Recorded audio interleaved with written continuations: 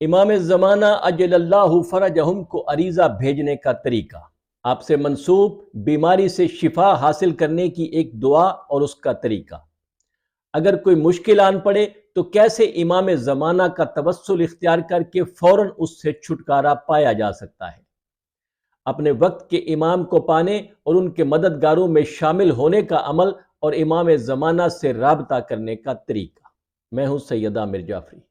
رسول اللہ صلی اللہ علیہ وآلہ وسلم کا ارشاد ہے، بشارت ہو اس شخص کے لیے جو میرے اہل بیت کے قائم کے زمانہ کو درک کرے، ان کی غیبت میں ان کے ظہور سے پہلے ان کی امامت کا قائل ہو، ان کے دوستوں کو دوست رکھتا ہو اور ان کے دشمنوں سے دشمنی رکھتا ہو۔ ایسا شخص میرا دوست اور میرا محبوب ہے اور قیامت کے دن میری امت میں میرے نزدیک سب سے زیادہ عزیز ہے۔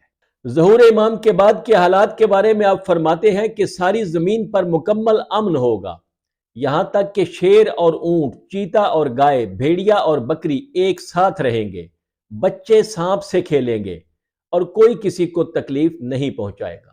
امام اب بھی موجود ہیں، کیونکہ آپ کا ہی فرمان ہے کہ زمین کبھی حجت خدا سے خالی نہیں رہتی، خواہ ظاہر بظاہر ہو یا پوشیدہ ہو۔ اس لیے اپنے امام کو محسوس کریں، ان کے ظہور کی دعا کریں اور خود کو اس کے لیے تیار کریں، کیونکہ آپ فرماتے ہیں کہ میں تمہارے امور زندگی سے غافل نہیں اور نہ تمہاری یاد کو بھلانے والا ہوں۔ امام ہمیں نہیں بھولتے، لیکن ہم اپنی عادات و اطوار سے یہ اندیا دے رہے ہیں کہ ہم انہیں بھول کے بیٹھے ہوئے ہیں۔ زندگی کے ہر قدم پر اپنے امام کو یاد رکھیں اور کم از کم روزانہ دعائے فرج ضرور کیا کریں اور امام کو سلام کیا کریں۔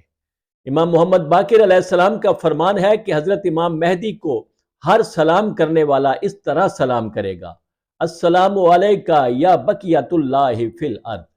اور پھر امام سے ارتباط کے علماء اور عرفاء کے بتائے گئے طریقوں کے مطابق امام سے رابطہ کرنے کی کوشش کریں۔ اس سلسلے میں امام جعفر صادق علیہ السلام کا ایک فرمان ہے کہ جو شخص ہر شب جمعہ سورہ بنی اسرائیل کی تلاوت کرے وہ اس وقت تک نہیں مرے گا جب تک کہ امام زمانہ کو نہ پالے، اور وہ امام زمانہ کے مددگاروں میں سے ہوگا۔ اس کے علاوہ آیت اللہ وحید خراسانی کہتے ہیں کہ روزانہ صبح کے وقت اور رات سونے سے پہلے 11 مرتبہ سورہ توحید پڑھ کر امام زمانہ کو ہدیہ کرے، یہ عمل آپ کی روح کے لیے اکسیر احمر بن جائے گا۔ اس سورہ کو امام زمانہ کو ہدیہ کرنے کا ایک خاص اثر ہے اور یہ ہدیہ امام کی بارگاہ سے کبھی رد نہیں ہوتا۔ اگر کوئی مومن بیمار ہو جائے تو امام زمانہ نے اس کی شفا کے لیے ایک دعا تعلیم فرمائی ہے جو آپ کی سکرین پر موجود ہے۔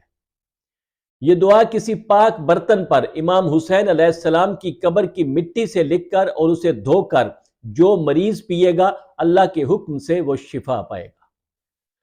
اگر کسی مصیبت کا سامنا ہو جائے یا اچانک کوئی مشکل پیش آ جائے تو اس وقت اپنی مدد کے لیے امام زمانہ کو پکاریں اور 70 مرتبہ کہیں، یا اللہ، یا محمد، یا علی، یا فاطمہ ادرکنی ولا تہلکنی۔